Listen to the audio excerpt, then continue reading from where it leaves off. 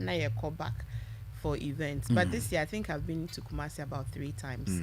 Yes, I've been to Kumasi 3 me times. positive o your artwork na no bi say am say na Shamima twi otimi ka twi de Me ka Triglish pa. Triglish. And you will enjoy the Triglish. Of course. But I mean, obi a wonim anas wonim no. Yeah, you nimu de when you say adwuma na wo ye na ona monitor some of us near monitor on TV near there. Now all of a sudden, yeah, say Shamima say boldly. Yes. Yeah, fancy. Or they or endorse one maybe. Or endorse the political party NDC. And now the presidential candidate John Dramani Mahama. And now a policy and I endorse which of the and say a clear one. When does NDC? Yes. And I want to say candidate. Yes. And I want to say policies. Yes. And at the end they will call a man who endorses her. Intimate phone na asante man na maba. Mesu me modishie ni bi. Nti me beda mo ase. Me wi na mapa mo twa say munche ye bi kakra wa Hawaii. Munche bi kakra na NDC ne ya papa John Dramani Mahama onne asanteman edini yi mo hwe makuma mu pa mu behu se ya mpa de meka no ye beba ho abehwe no say adenti me catch okay. So historically me started from the fact that yes ye will me ewo NDC fie me nyi no na me fie me papa oye no ye NDC founding father ewo Accra ayawa so east enti me nyi no na me hu politics de eko but me started school me call university to na politics and ni nim sa in terms of national politics. And that time no deal not me papa so be anya the obey baby me voted for the first time in 2000 na me and I voted for the first time so minim NDC kakra and at the time to about NDC me yes first round no me to my Evans at a Mills but second round no na ye debate say change second round me to my John Ejekum Kufu. Oh okay. Na metie ya papa Kwesi Pratt na omu lead we be group be for change where all the minority parties came and NDC had been in power for quite a bit. Oka PNDC na NDC na over like 17 years. So I said na Ghana for say yema President Kufuor chance kakra. Right. And to maybe starting media work na menye politically active and obia obe one fan at that time not men can say I was associated with any political party even though I had that history in terms of growing up. They be me mejuma for the interest of Ghana. If you remember how the kind of journalist I was a very hard-hitting journalist. Nti me ka say debia say me experience NDC in power and me experience because me ba media 2008 NDC na winning that election and I experienced NDC in the media very close contact with the NDC in the media for time na war office no Evans Mills na John Mills John yeah and that John time Mahama, no say na Akufo-Addo na wenya NPP primaries so me experience yo almost ni buying during the campaign and then whilst they were in opposition under the leadership of the Nana Bawumia tickets say winning election so they were in opposition during that period. Then they came to power 2016 so I've experienced them too in power. So me can say from my personal experience of the NDC in opposition and NDC in power compared to the NPP in opposition and MPP in power, I came to the conclusion as a journalist say NDC was more tolerant in opposition, both and in opposition in power. Yes. They were more tolerant because I'm sharing my experience as an eyewitness news host. Yes. Na NPP attacks, the nature of attacks now me whilst doing my work, even when NPP was in opposition. Ebria NDC for me very critical because my philosophy has always been say party a owo aban mu ono ena obe yebe biso more questions than party a ewo opposition, because a government in power no una hold the public purse, una oba aban mu with plans and programs. Enti se de bia ye bisa say de na waye ye nye boni. But opposition party they say ya vote am mom. They betimi abisa opposition party nti who criticize ya ban oba obeye ne den, and I say oba some time ago also oye ne den. Those are the questions we would until 2009 NDC buy. That was the height of my media career. I was very critical of the NDC. Everybody bears witness to it. Up to date, me share NDC for me say, hey, enti now ye member, and I said me say na me nye member, but na me ye sympathizer. 87.9. Na me nye member. I say, hey, and now who hold you accountable? But I mean, I say yes, a Jumano, yeah, a Jumano, no. You know, and that same time, I me hold the NDC to account. So bibi ekotia nana ikufado ni baumia. The kinds of text messages are obenya and a threat. And to me, I'm not surprised today. Say Afro Barometer, omu survey from beginning of the year, round 9 and round 10 surveys. No, omu conclude say the Nana Baumia government no. Omwa very insensitive, that they have been very high-handed, they have stifled media freedoms, and they have eroded trust in accountability institutions. Afro Barometer and the Eka Asemi in the round 9 surveys, in the round 10 surveys, Amokaka said 87% of Ghanaians say Ghana is headed in the wrong direction. And Afro Barometer survey now so omuka say even Ghanaians say here drink say and then Nana Akufo-Addo omuka say they are doyens of democracy no. More Ghanaians are beginning to think say anka military regime saying this Nana Baumia regime. Don't you think so? Because yes, but yeah, Obiabe who said there was that trust in Nanado say based on some kind from 2008 senka Obabe boya maniema koyi. We are not feeling that. Yenti a surprising crowd. People think that, I mean, both NDC NPP, Aba baby, but I mean, your life no. Baby, you're saying you know, and then try to be more ya because then you compare what the Kosovo war, Mali in areas. People feel say they are doing better under that regime than say yeah better. And media influence among for thought on how. But there is a major disappointment in the judgment on the government of Nana Akufo-Addo. Okay. And the fact of the matter is that I am for democracy. Yes, yeah, you for democracy. No matter what our problems or challenges with democracy is, it's still a better option than military rule, because I don't think the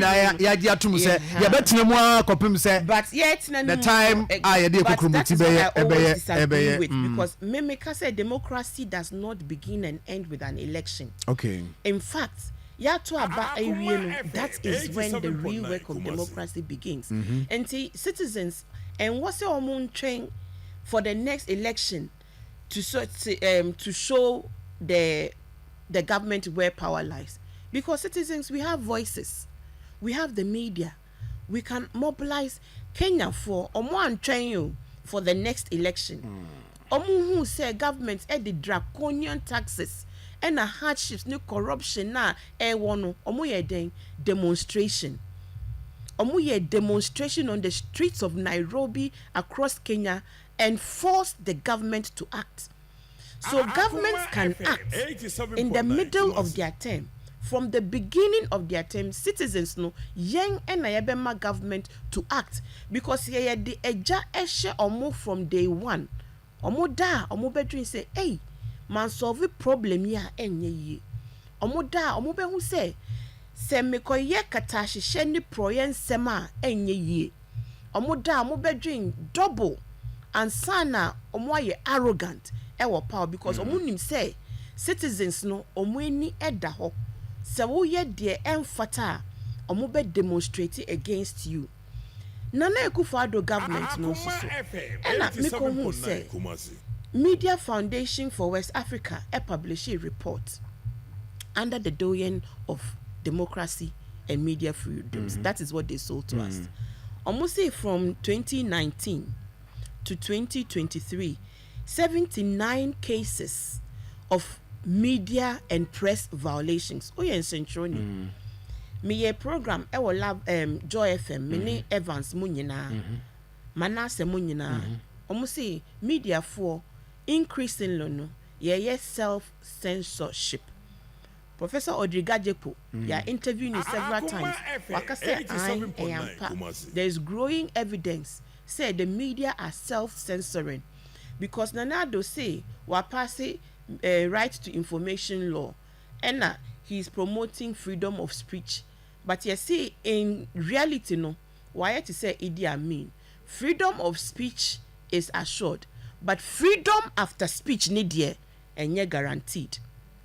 79 cases under within a 3-year period. Yeah, attack you in the process. But we are Bibia Timito. The better and phobia. Manase Azuri why investigative journalism? Anas army yao anas. Yen nyina Ghana for a wiase nyina enim anas. In fact, Nana Akufo-Addo ohwehwe tumi no oni ba omia. Omo ka kire say with regards to corruption and fighting corruption no. Obey proactive. Obey you see anas principle. Anas principle no enini saying enini say so bi beka say eh krono bi ekoso wa ha nkata sehye bi ekoso wa ha greed bi ekoso wa ha proactively no ube investigate I find the culprits I punish you more. That is the Anas principle because Anas say no ye undercover investigation undercover no so uhwehwe bibia just say oh yeah undercover now akope no we nya right answer no under Nana Akufo-Addo Anas koye GFA expose no up to date he has never recovered from the attacks that he has received. Manase Azuri John Mahama dana John Mahama ekosie ni mame ena Manase publish a Ford saga. Enti President Mahama untimi into Ford. President Mahama ne brother Ibrahim Mahama kra betimi ato Ford 10 amano atego. But o publish say ye the Ford abe bribe no. At the same time Manase throw on the book John Mahama ope interview John Mahama man interview eno auctioneer eno to book no man because John say only there or a journalist or a media person on stifle press freedom da but media nana or sand be can nukre ama Ghana for ehu ne nukre. Today posterity has been a judge. Manase a true book about Akufo-Addo ni Baumia government the president Ghana never had. In that book no nyema Manase adaedi or see ultra book no or share Gabi and o catch Gabi say or pese ombe interview President Akufo-Addo and Gabi say President Akufo-Addo on money interview because President Akufo-Addo say Manase has been writing mean things about him and Manase can say but I did worse under John Mahama but maybe sa interview or mommy interview and Gabi a reply and say obia eye different Nana Akufo-Addo wama I see Manase edwani free Ghana after the expose be about the Nana Baumia administration or say his life was under threat and he had to run away. He said he was depressed and he was being escorted around with a police with AK-47 because of the threats to his life. You see, the Nana Bawumia regime, no, they have been very wicked to Ghana. Because say almost say can't trust in accountability institutions. It is at an all-time low. Ghana has moved from the press freedom index. There was a year we were number 1. Say yeninam bottom quarter in terms of press freedom. Right. And this is the government that is telling us say yen voting more mobile. Yeah. No mumbe collapse judiciary. Right now everybody is questioning the independence of judiciary. No mumbe collapse, you know, the electoral commission. Right now trust is at all-time low for the electoral commission. No mum further collapse Ghana police service, because Ghana police service remains number 1 institution that people perceive to be most corrupt and influenced by the powers that be. Asante man. Right, so Abuja now joining any Shamima Muslim and Aidin Komo. Or by Facebook page Akoma 87.9 FM. You're live or home messages in Rugusua. Yeah, share. You're back kind in Nadia Mamo. Na Shamima more. I mean, what's journalists no or and it means that there will be a timer. Even President John Mahama, he says he's a lifelong. He's a member of the GJ in good standing. I see. So no crowd them or any time out. You will never know. I see. So Mekai, when I made the manifesto launch and I said you would deliver something. I want me person Mekai very well. Manifesto launch, no. Yeah. Me my highlights of the manifesto on gender. On gender. Children Good. and social protection. Good. Were you moved by manifesto policies under that category? Let me put it that way, or the theme. Were you moved by Nema a war under gender, children and social protection, right? A movie. Say make a committee now. Yeah, prepare. You know. Oh, I see. Be a member of the gender gender committee. Manifesto gender committee. No, na me a member. And I say so me one of the 3 spokesperson on the manifesto gender policy. Okay, so yeah, started from there. We are appeal and open now o start here to Asantema you ba share no but yen share policies under gender, social and then protection and children. Yen share me summarize it also. But before me start no nkrofobi efa NDC gender manifesto no and na omo fa NPP gender manifesto and omo dey share chat GPT and they be so almost say compare AI artificial intelligence no they should compare the NDC manifesto and the NPP manifesto. The conclusion from the artificial intelligence software was that the NDC manifesto was more comprehensive and more representative of the issues that women, elderly children face. And almost conclude say the NDC policies were also more realistic in comparison to the NPP policies. Okay. This is because the NDC as a political party has always centered women. And predating PNDC.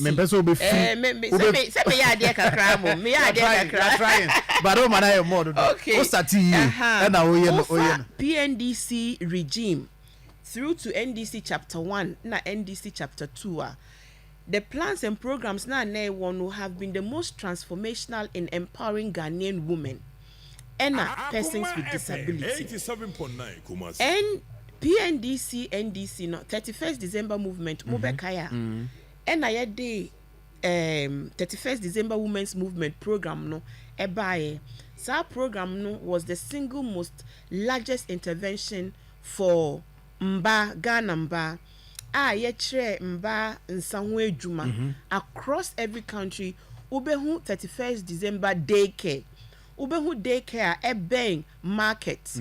Ubehu daycare e work community. Nansenya a sports presenter or multimedia mi refi ni din. O si ni chrome ni krasi e wo tunu. Ono be ko school first time. Fentio Tahiri Fentio. Okay. Etro article. Say ono obeko school 31st December women daycare ewo ni chrome and na oko school for the first time. Until we had those educational programs. Yesterday send your girl child to school.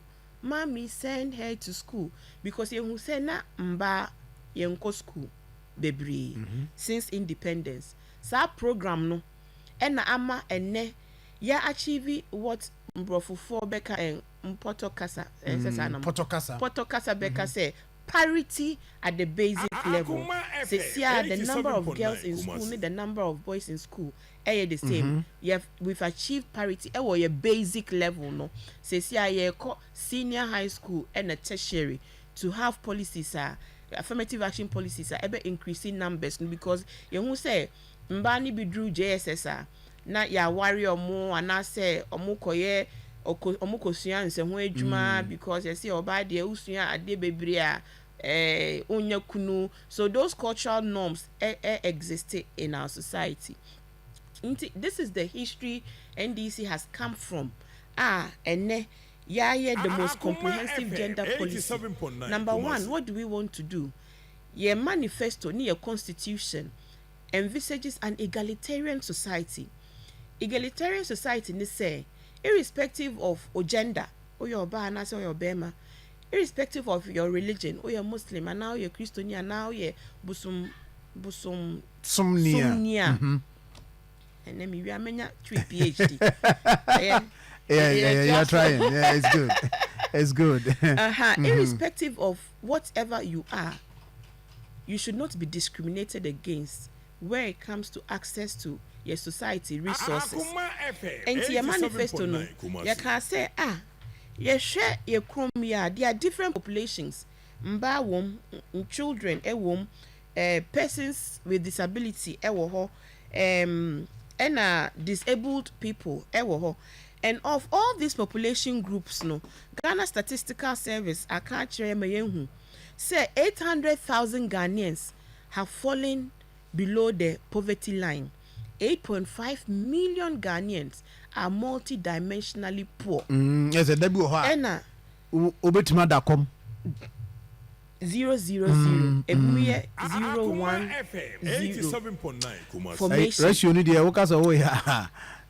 Someone say it 40 there. I mean, there was a time I bi I mean, we man crofo friends say obi a o sorry a obi there 101 obi there 011 teacher so odidi anopa kenyi ha obedi ewia na enumere obi there 010 nti ewia no ode bom fifi na wanu musu anopa na you know kama na ebi mu kra sesi a eno yekodi fufu de bi ebi muto fufu ene muntimi ntonam because sesi a goat meat ye be ka say 25 yeah 87.9 this no ontimi nton ti oboto aduane without nam obeto dokuno ontimi nto fish cause fish 20 cedis 30 cedis fish cry 50 cedis bibia bo ayedin aduane bo ayedin enti ye hwe sa na ye ka say the most affected by the state of affairs bibia bo ayedin mba children nti ube hu say nkoda any nam streets so yeah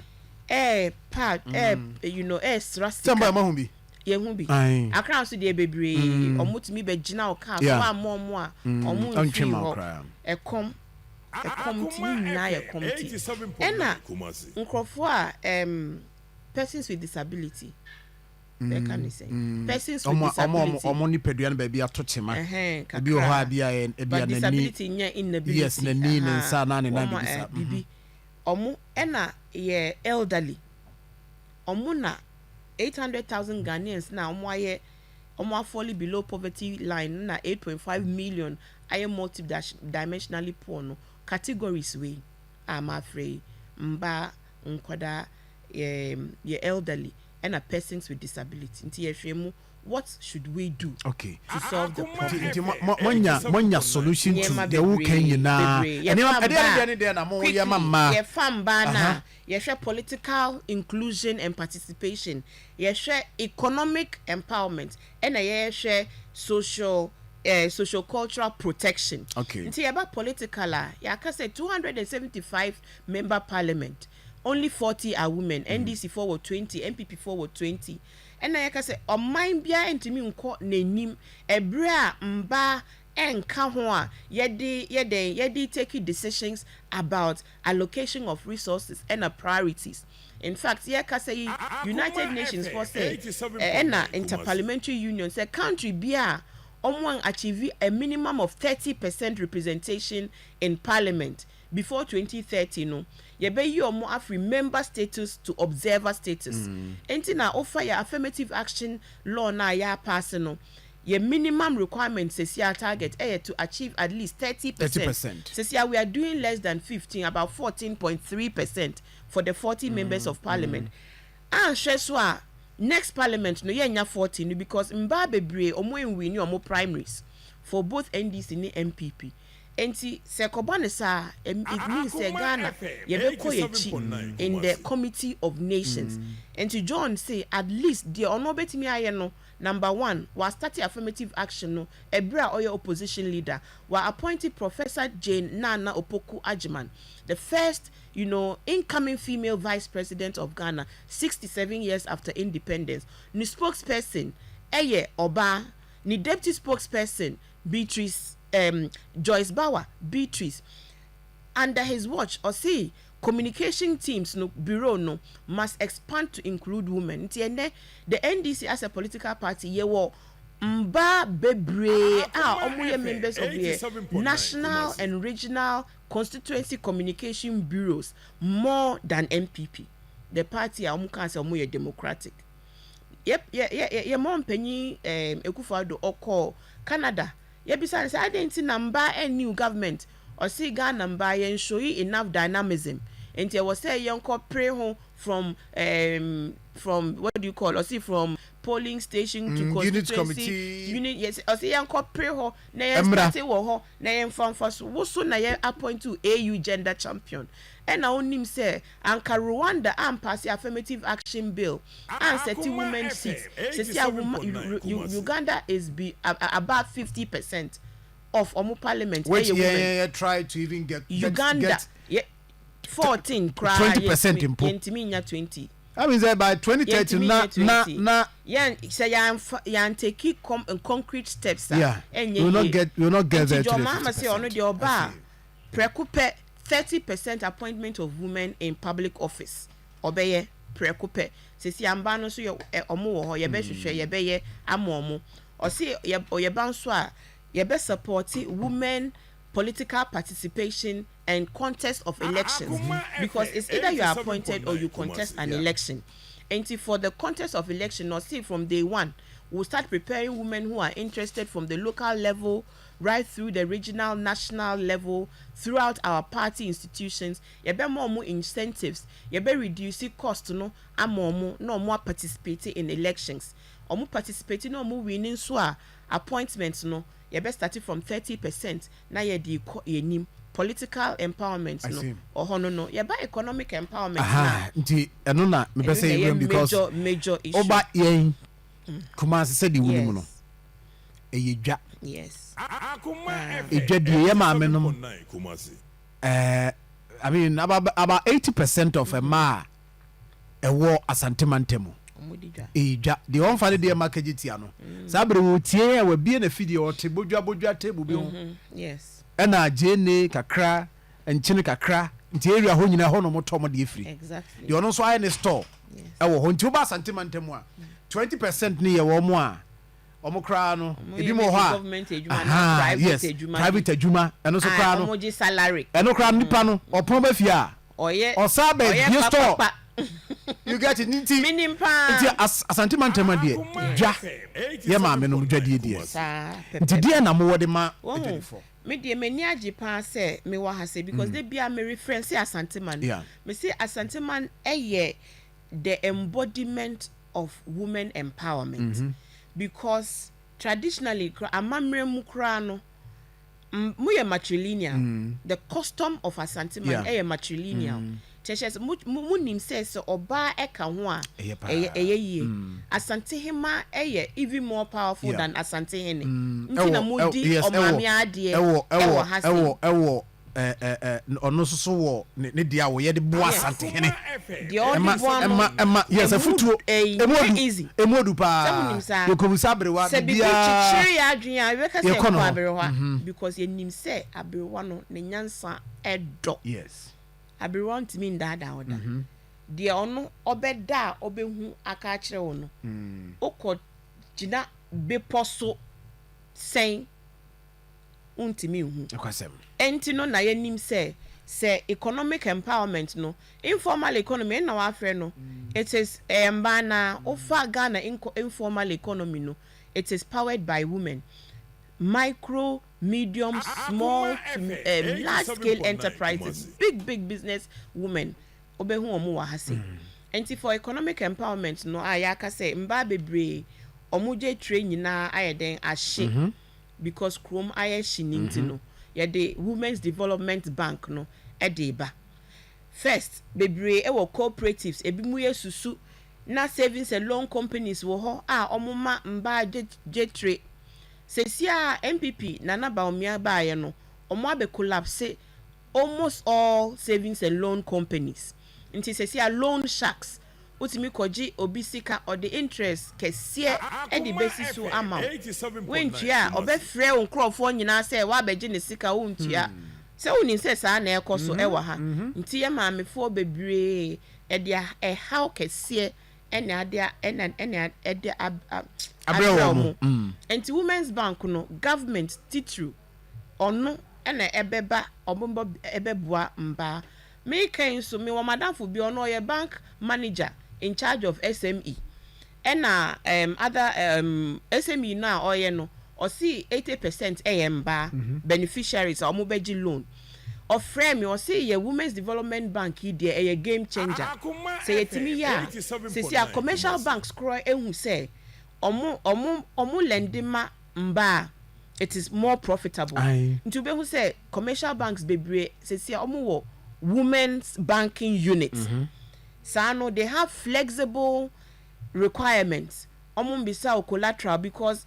maybe a new collateral yet family house papers no ni ensem nti wonu untimi mfa family house papers enkoje den busia enti de ye kan say Women's Bank no ebe flexible udidwa na ohia jetre kakra e dia support o wa obetimi abasa bank no ebe wo bebia ebe wo markets ebe wo districts ebe wo regions obetimi aba abeje ojetre e dia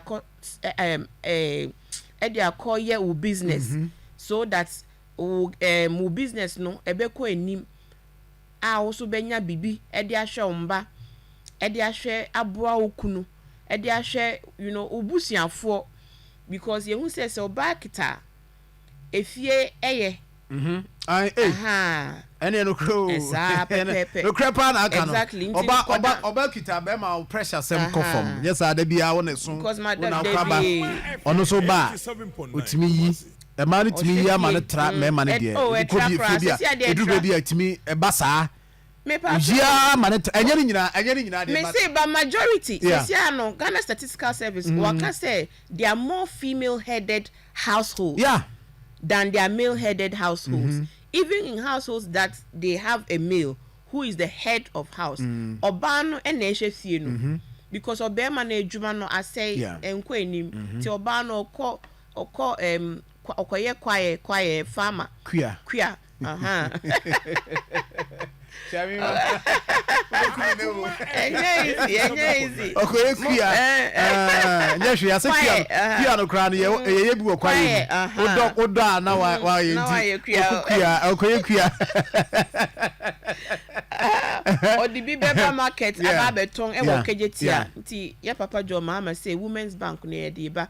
And na ye hwe market enhancement program no. Sesia no munim say ye ka kejetia phase 1. Your papa John Mahama and odi brey big infrastructure. Yeah. It's one of the, in fact, it's the best market in Ghana and even within the sub-region. Eso we phase 2 now, but I say omu say ye we markets no nkrofo na no mo market no ye jijiji omu stalls no edima maybe party 4 and I say nkrofo no mo close to power assembly no ama obia na nke wo say onje ne store no enti be hwe say obi be ba beji store no na afa de o dia rent ama yes enti John say oba se wo na oye dwedie na udi dwa ewo sa market na stores no ye de be mama obeye primary owner of the store nti obi embeji ensam renting ma so what you say obeji directly from municipal no ye mfa middleman bia enkeka ho in this case Kumasi metro, so in this case Kumasi that means a metro. I remember say there are other markets here at Tosu market so by Wakohodia but these are projects that were done by the former president Tafo Asawasin in the areas now the approach is that the akabia no a marketer yenwie na say mobana mu be you are giving it to the owners and uba ho ye una the primary owner of the market and you say ene bebre wo kete sia bebi omundi dada oti baby now but because now abeje now the ama family and friends chronism na ye kan enye nti ye be ne sa yes aka enhancement no plans ni say market bia be wo ne clinic ebe wo school nti uwa akoda maybe no for na say to say 31st December concept no be adwuma o de nkwada beba na mo akọ school mo pon na wafa omo na ya den na mo akọ fie because bebrebe na omo wa na che say because omo hwe nkwada nti omo ntimi enye adwuma nti ye be yesa ema ye hospital me market no baby obeja online all those facilities because they bia ye twa to mo tua so koye market ni bia ya asefem ana enyefe nti eno no so ye de be ye ena meaning say asanteman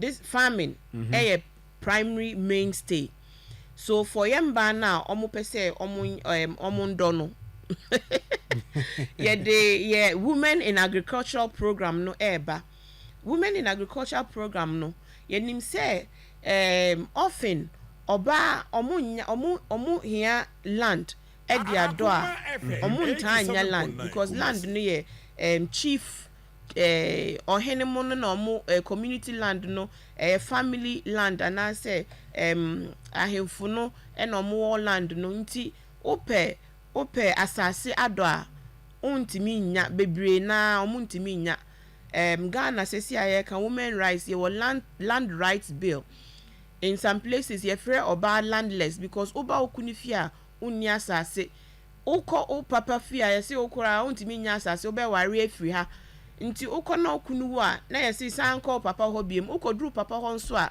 unni asase a odi be ye bibia wo ho nti for women in agri program no you see governments would acquire compulsory land agricultural land banks nti district bia bewo because we are going to the great agricultural revamping no it's about promoting agriculture so for mbano ye betwa land ni bi district bia region bia owo ho owo ha say owo asawase wo infa baby aye farming AC bia no you can go and access government portion na why ye de o pese onye bia bibia o pese on do ondua bia no na wedua na wenya bibi e de abafie. I see. That is with our economic yes social protection. Yes. Ade na mo for social protection. Social protection no ye can violence against women and gender based violence generally because yes enyemba nkwa na omo experiencing violence but mba dodo na eya omota experiencing violence either ewo omo fie with omo partners and na say even ejuma Enti yesi yebe construct 16 regional safe houses, shelters, your friend shelters for mba se uwo asitine bi mu a you know ayakayaka de koso anase ye bro anase obi se obeku maybe ukuna na boyfriend bi threaten no life na o pe baby adwane bebre no mba na ye bi some say identity na unim say oh ukunu obo anase ade esi a wanko baby na waka se menko he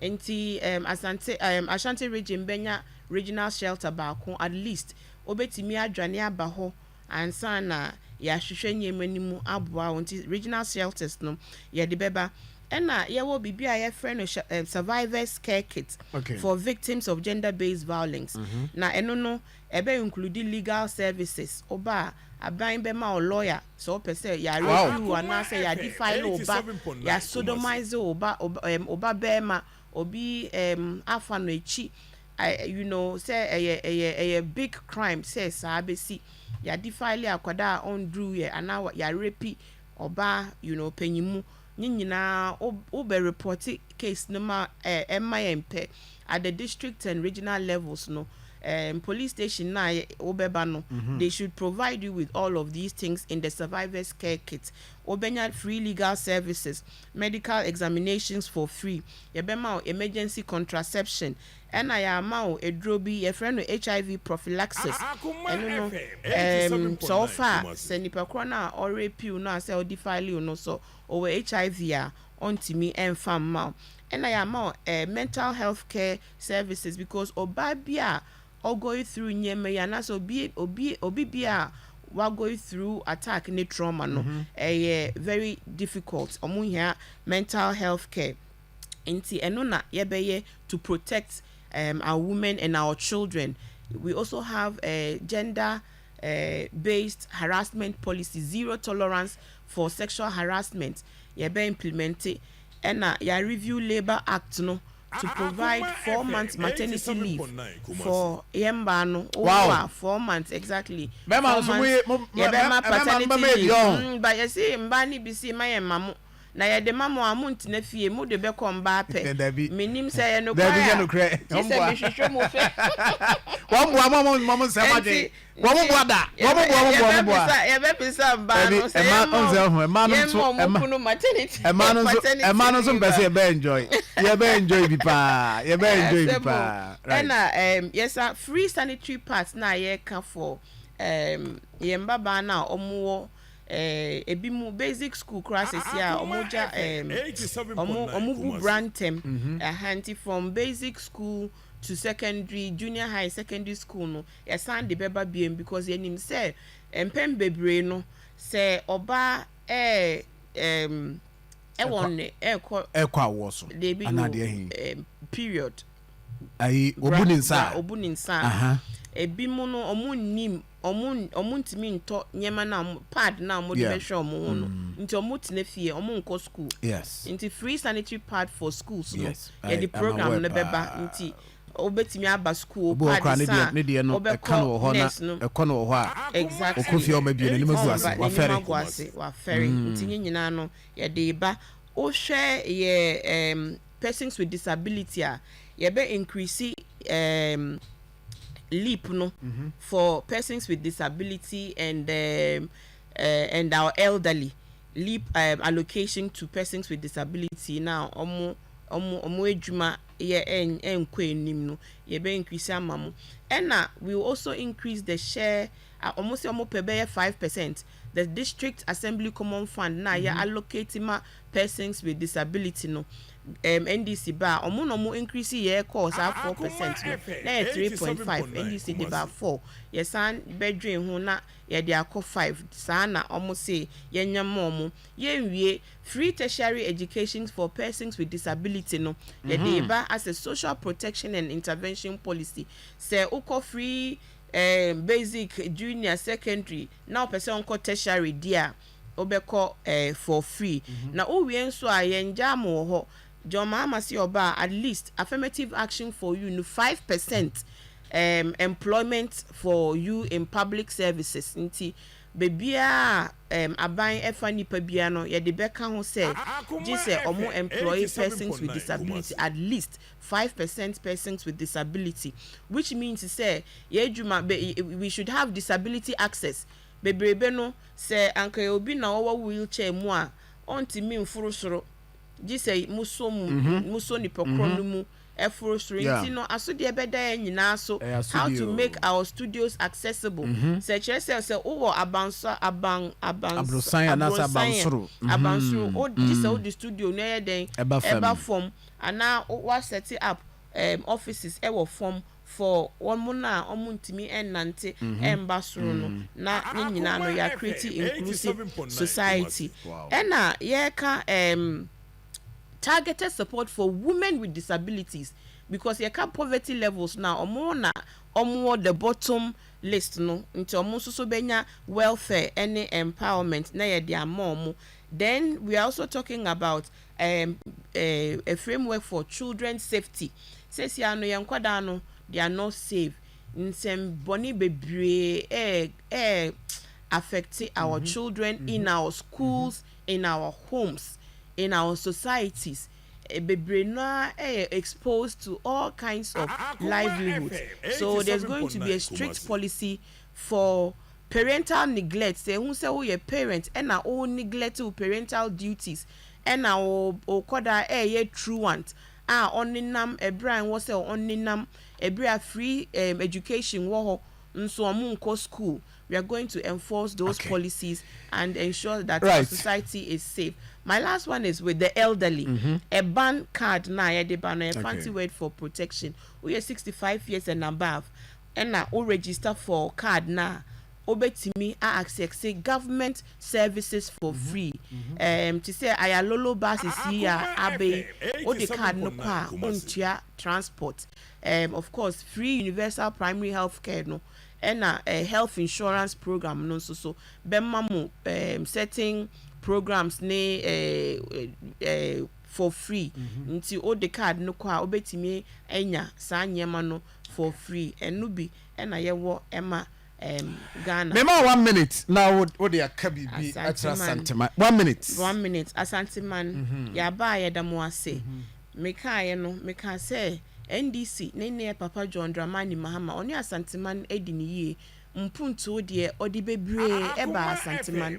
Yes yenim say NPP eye mu party yenim say mu bebre be nyina mo nananom party na no mo support enunon, but ye be hwe say mu nyina ye hwe ya sitina mu na ento aba ye de be ma obi a odi mpuntu bebre obema haw na ye kom no atwa na mframa fufuro aboyen kakra meka no so meka na masere mo mesere meka sesia no NPP no kra I say achimfo no age aboso ye ka na ekufo ado ni say na ekwan na ofa mo a omode primaries no edema bawumia ama sesia alenchamanti mo amode hye we free NPP no mu no alenchamanti mode hye enti ye ka say mumboayen afi abeya ye kotu no mumfa bi pa Emma John Dramani Mahama ye pe at least 35%. I see munyama ne nyefe shall we my that say ye beba bedamo ase John Mahama ye beba bedamo ase with projects and development projects and development. Shall we thank you very much.